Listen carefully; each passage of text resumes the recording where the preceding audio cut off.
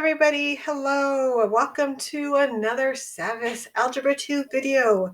We're going to be looking at topic 4, lesson 3, example 2, simplifying a rational expression. So again, going back to rational expressions, you're going to have a polynomial in the numerator and a polynomial in the denominator. And sometimes those polynomials can be factored. We could get them into their basic building blocks and then look to see if we could cancel anything out. So in this example, we're going to see what is the simplified form of the rational expression. So again, we're going to look at factors that we could cancel out. We could make one. What is the domain for which the identity between the two expressions is valid? So this is a little bit different from that last one.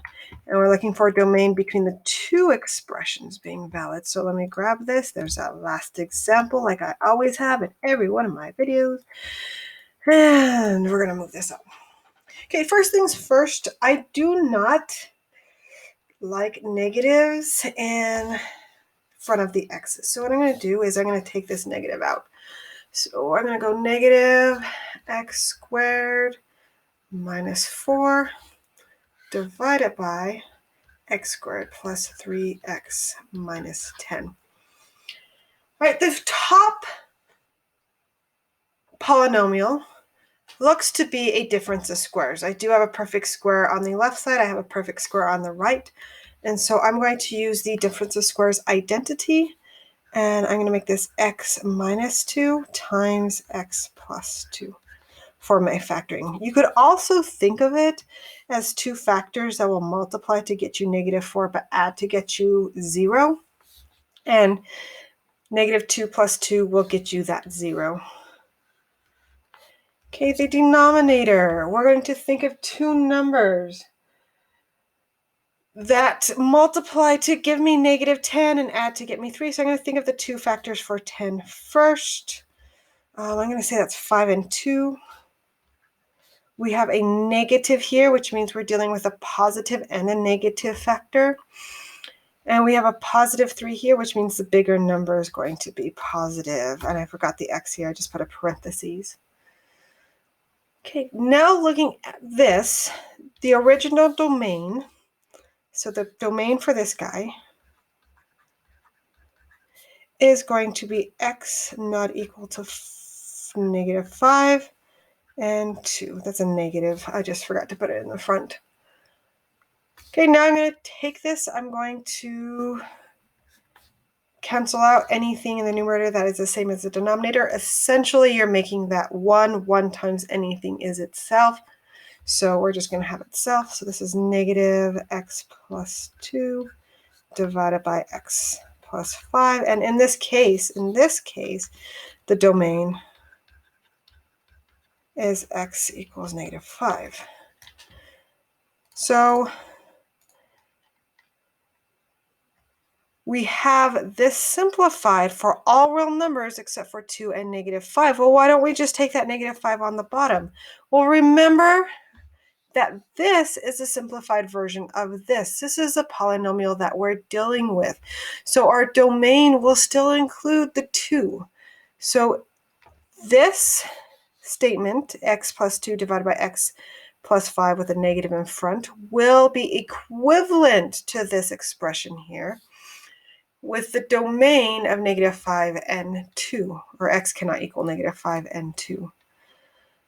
All right, remember it's all real numbers except for those two numbers. The common error here is be sure to factor out the -1 from the 2 minus x like we did before dividing out the common factors. I did it at the very beginning. They did it towards the bottom. Just as long as you get that out, you can get it will work. But again, remember that you are taking the domain off the original polynomial or the original rational expression. You are not taking it off of the factored expression. All right. So simplify, you're going to again do factoring of both of these. Eliminate any common factors. This one is going to be one that I'm going to do for you because you have not seen grouping. So I'll do this one for you. We'll factor this together. I'm going to do what's called factoring by grouping. It's odd that they throw this in here. So what I'm going to do is you can graph this and get the factors, but sometimes this works out if you group them. So I'm going to group these two, and I'm going to add a plus in between. So this is factoring by grouping for cubics. Next, I just grouped them. Now I'm going to look for greatest common factors within those groups. So within this group, we have a common factor of x squared. And I'm left with x plus 4. This one, I want my second factor to be x plus 4, and each of these has a negative, so I'm going to pull out a -1. And that leaves me an x plus 4. Now remember that this piece right here is a factor, this piece right here is a factor. As a matter of fact, I'm going to say that x plus 4 equals y so that you can see this a little bit better. So what we're looking at here is x squared times y minus 1y. Now here again, we have a greatest common factor. We have a factor of y. I'm going to pull that y out. Okay, and remember, we substituted y in for x plus 4. Now it looks like here, I'm going to substitute that back in. We just needed it for a step. Here, this looks like a difference of squares, because again, a difference of squares is a squared minus b squared equals a minus b times a plus b. And so in this case, my a is x and my b is 1, so x minus 1, x plus 1. Now we have the factors for that numerator. This factors by grouping doesn't work all the time. If it's not working, then you will have to go back and either you do the rational root theorem, where you look for the different roots that you could possibly have by doing a naught divided by an, or you could go to a graph and see where it crosses the x-axis. Right, here you go. There are the factors for that problem. Making sure there's no others. But there you go. So you should be able to do the try it factor by grouping. I probably might throw some more of this in there for you guys, for you to practice. But we are done with example 2, and I will catch you in the next video.